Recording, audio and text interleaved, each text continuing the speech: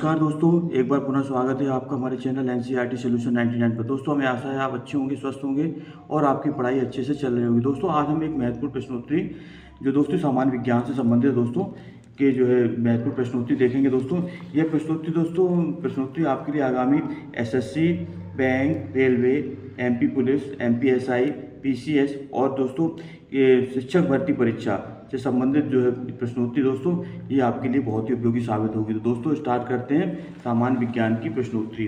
तो दोस्तों आज टॉप 50 प्रश्नों को देखेंगे और दोस्तों प्रैक्टिस सेट है हमारा आज जो है दोस्तों प्रैक्टिस सेट क्रमांक 6। तो दोस्तों देखते हैं, स्टार्ट करते बिना देरी किए।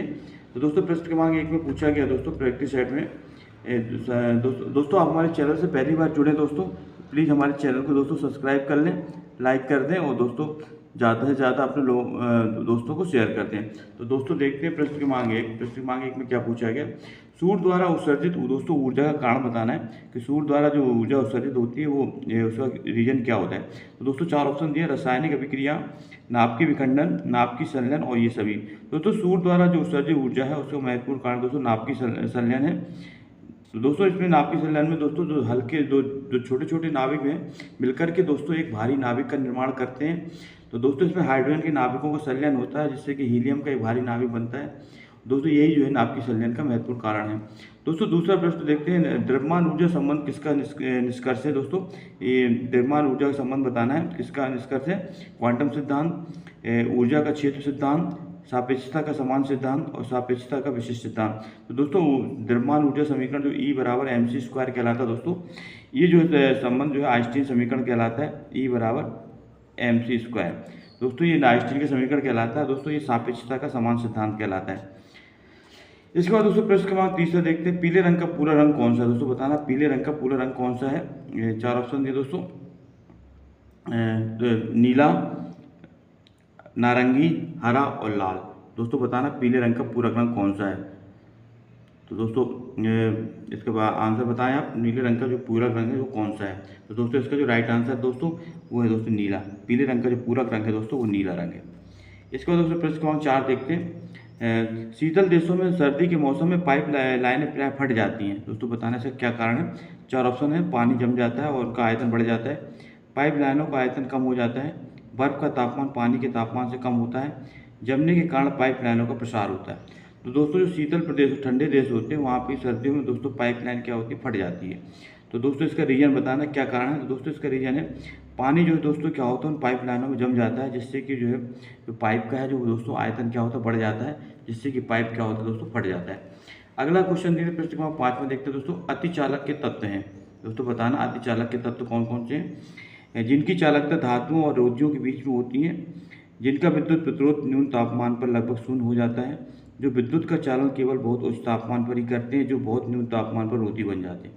तो दोस्तों बताना आदिचालक जो तत्व होते हैं जो वो किस प्रकार के होते हैं।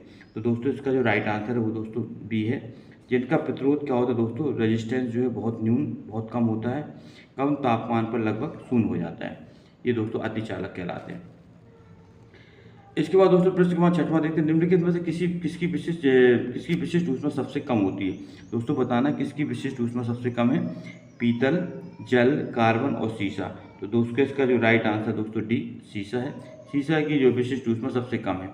गैस का घनत्व अधिकतम होता है। दोस्तों बताना गैस का घनत्व अधिकतम होता है कम तापमान कम दाब पर, कम तापमान उच्च दाब पर, उच्च तापमान कम दाब पर, उच्च तापमान उच्च दाब पर। तो दोस्तों इसका जो राइट आंसर दोस्तों बी है, कम तापमान और उच्च दाब पर जो है दोस्तों गैसों का घनत्व क्या होता है अधिकतम हो जाता है। इसके बाद दोस्तों बताना ल्यूमेन क्या है। ल्यूमेन बताना है ज्योति तीव्रता का, ज्योति फ्लक्स का, चमक का, प्रदीप्त घनत्व का। तो दोस्तों बताना ल्यूमेन किस चीज़ का मात्रक है। तो दोस्तों ल्यूमेन जो है ज्योति फ्लक्स का मात्रक है, इसको आप याद रखेंगे दोस्तों।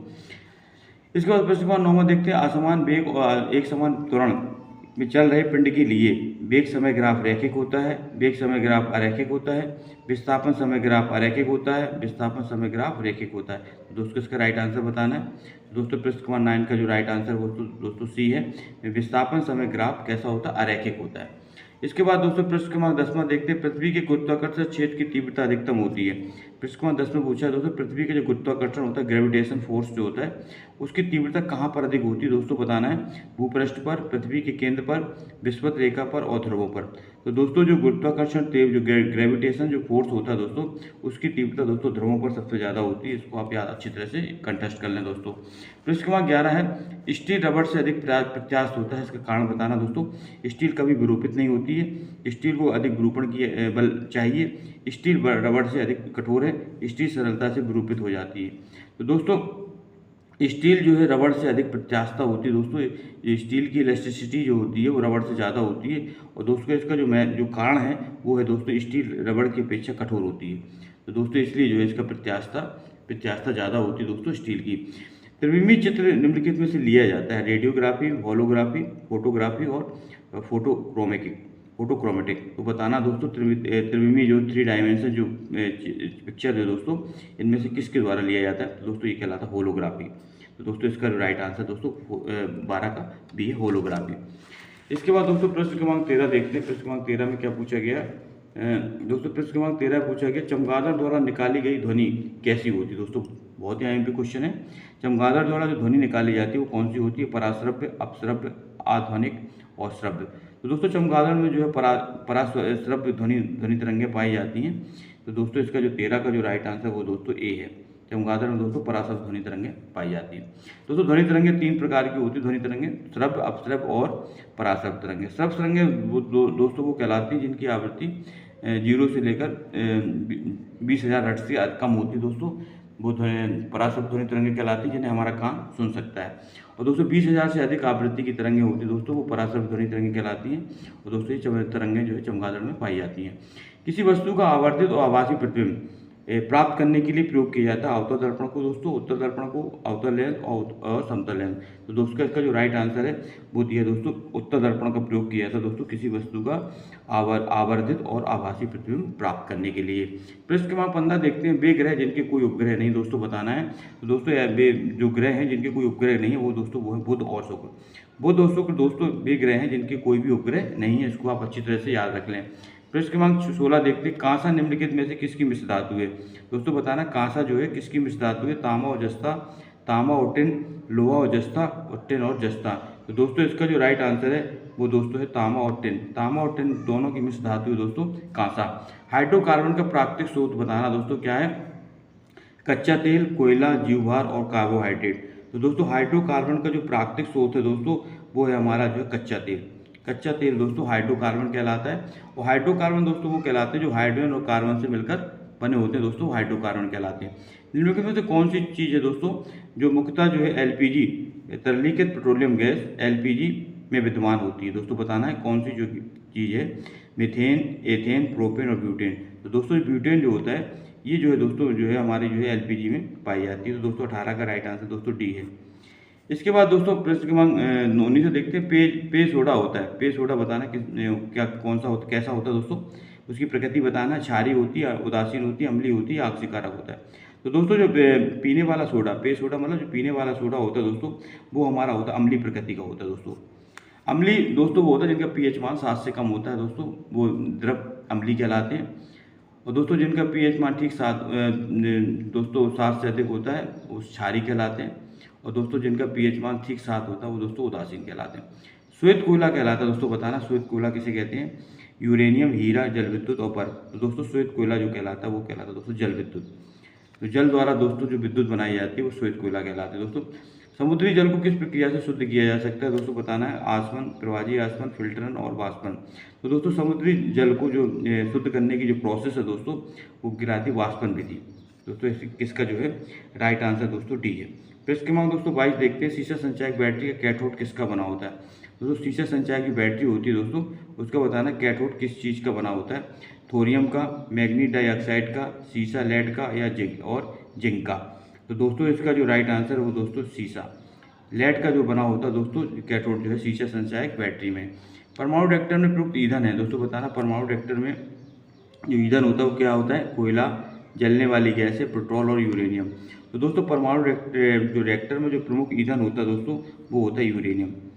दोस्तों इसकी सहायता से, परमाणु रिएक्टर की सहायता से विद्युत का उत्पादन किया जाता है दोस्तों। इसके बाद दोस्तों जब दाब बढ़ जाता है तो जल का क्वथनांक बताना क्या होता है। तो जल का क्वथनांक बिंदु कम हो जाता है, बढ़ जाता है, समान रहता है, बनने वाली वाष्प की मात्रा पर निर्भर करता है। तो दोस्तों इसका राइट आंसर है दोस्तों, जब जब दाब बढ़ जाता है तो जल का क्वथनांक बिंदु भी क्या होता है दोस्तों, बढ़ जाता है। इसके बाद दोस्तों प्रश्न क्रमांक 25 देखते हैं। सूची 1 का सूची 2 से मिलान कीजिए और नीचे दिए गए विकल्प को चुनिए। तो दोस्तों बताना सूची 1 का। दोस्तों एक शब्द दिए दो, सूची 1 एक साइड दिए सूची 1। दोस्तों चाक, चाक का बताना दोस्तों। चाक का जो फार्मूला होता है दोस्तों वो होता है कैल्शियम कार्बोनेट, और दोस्तों इसका सूत्र होता है दोस्तों वो होता है CaCO3।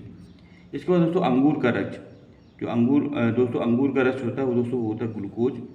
और एल्कोहल को दोस्तों कहा जाता है एथिल अल्कोहल, और कास्टिक पोटास को दोस्तों कहा जाता है पोटेशियम हाइड्रोक्साइड। इसका सूत्र होता है दोस्तों KOH। तो दोस्तों इसके बाद देखिए प्रश्न क्रमांक 26। प्रश्न क्रमांक 26 में क्या पूछा गया दोस्तों। प्रश्न क्रमांक दोस्तों 26 में पूछा गया है चमगादड़ द्वारा। प्रश्न क्रमांक 26 में दोस्तों देखते क्या पूछा गया है। विद्युत बल्ब का फिलामेंट किस धातु का बना होता है। दोस्तों बहुत ही महत्वपूर्ण क्वेश्चन है, अक्सर परीक्षा में पूछा जाता है कि जो विद्युत बल्ब का जो फिलामेंट होता है दोस्तों किस चीज़ का बना होता है।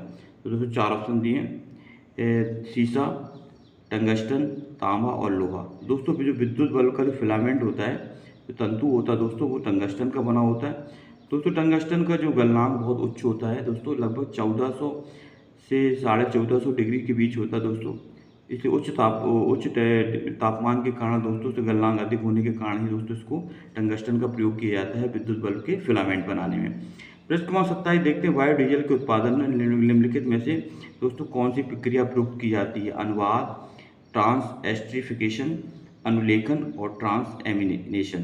तो दोस्तों जो बायोडीजल के उत्पादन में जिस प्रक्रिया का दोस्तों प्रयोग किया जाता है उस प्रक्रिया का नाम है दोस्तों ट्रांस एस्ट्रिफिकेशन। इस प्रक्रिया द्वारा दोस्तों बायोडीजल के उत्पादन किया जाता है दोस्तों ट्रांस एस्ट्रिफिकेशन द्वारा। सावनीकरण प्रक्रिया से प्राप्त एल्कोहल दोस्तों कौन सा होता है। सावनीकरण प्रक्रिया से जो एल्कोहल प्राप्त होता है वो कौन सा होता है। Glycerol, cost spirit, ethyl alcohol और मेथिल अल्कोहल। तो दोस्तों इसका जो राइट आंसर दोस्तों वो ग्लिसरॉल। सावनीकरण की जो दोस्तों प्रोसेस होती है उसमें जो एल्कोहल जो होता है दोस्तों, जो एल्कोहल प्राप्त होता है उसमें दोस्तों ग्लिसरॉल होता है। ग्लिसरॉल दोस्तों ग्लिसरीन को कहा जाता है दोस्तों। इसके बाद दोस्तों प्रश्न क्रमांक 29 से एल्युमिनियम का एस बताना। दोस्तों प्रश्न क्रमांक 29 में एल्युमिनियम का एस पूछा है दोस्तों। फ्लोस्पोर, बॉक्साइट, हेमाटाइट और कैल्कोपाइराइट। तो दोस्तों एल्युमिनियम का 2 एस के दोस्तों बॉक्साइट होता है। इसका राइट आंसर दोस्तों बी है। प्रश्न क्रमांक 30 देते कांच को नीला रंग प्रदान करने के लिए कौन सा जो है दोस्तों कौन सा पदार्थ मिलाया जाता है कांच को नीला रंग प्रदान करने के लिए। Cobalt oxide, copper oxide, iron oxide और निकल ऑक्साइड। तो दोस्तों बताना है। तो दोस्तों इसका 30 का जो राइट आंसर है दोस्तों वो है दोस्तों एक कोबाल्ट ऑक्साइड का दोस्तों प्रयोग किया जाता है कांच को नीला रंग देने के लिए, कोबाल्ट ऑक्साइड का दोस्तों। प्रश्न क्रमांक 31 देखते हैं निम्नलिखित में से कौन सा विश्व का सबसे बड़ा पुष्प है दोस्तों। रेपलीशिया, ग्लोरी लिली, सूर्यमुखी और कमल। तो दोस्तों इसका राइट आंसर रेपलीशिया। रेपलीशिया दोस्तों विश्व का सबसे बड़ा पुष्प है, इसको आप अच्छी तरह से याद कर लें।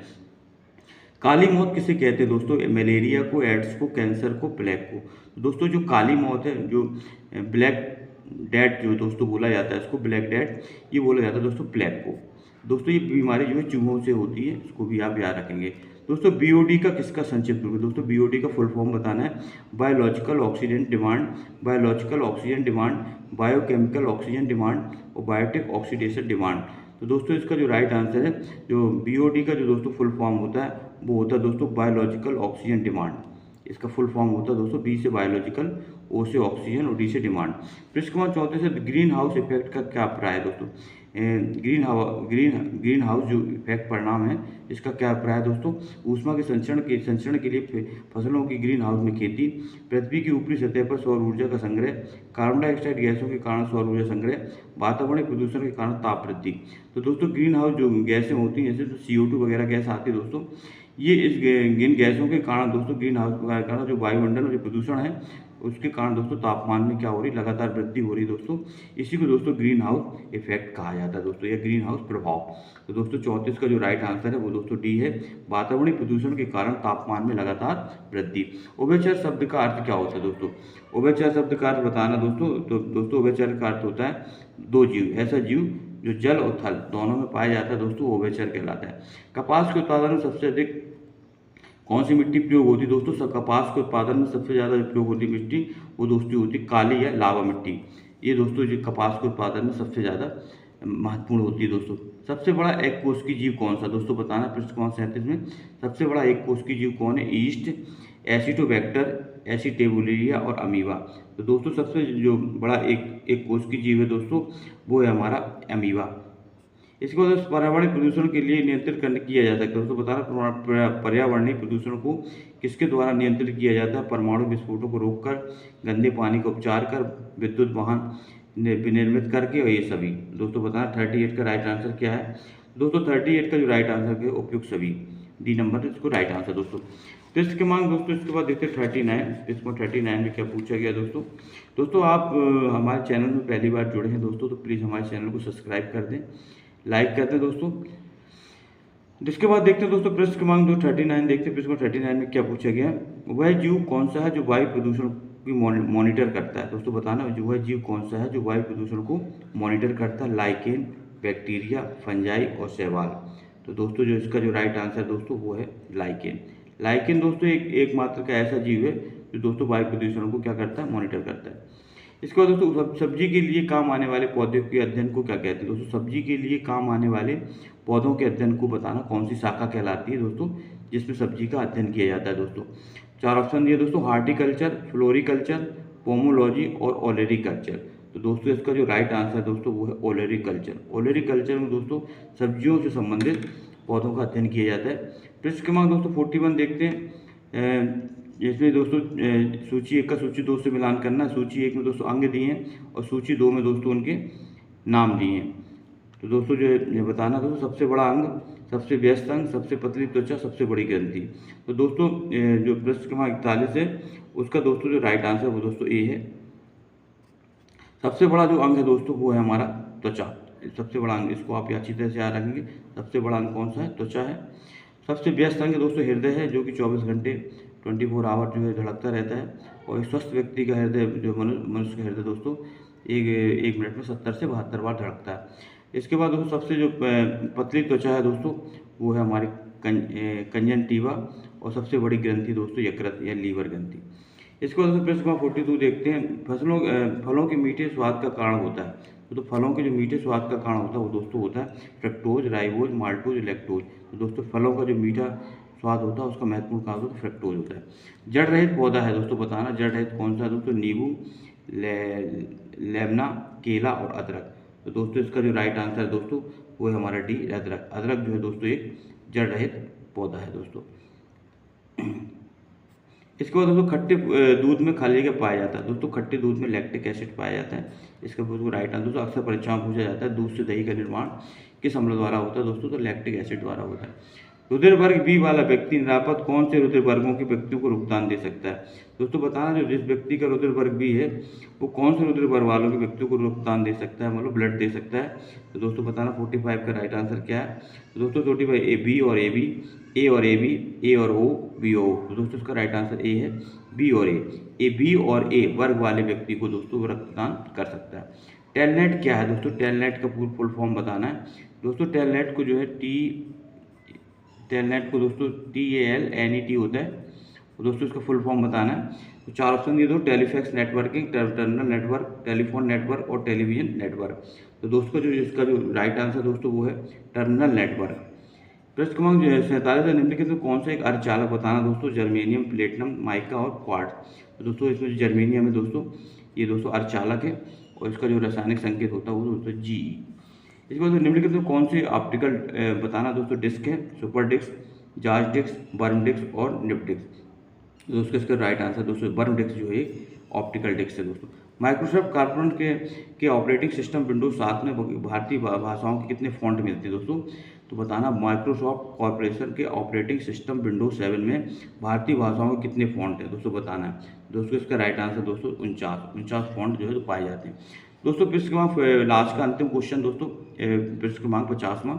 1024 बाइट बताना दोस्तों कितने के बराबर होता है? 1 KB के बराबर, 1 MB, 1 GB और 1 TB के बराबर।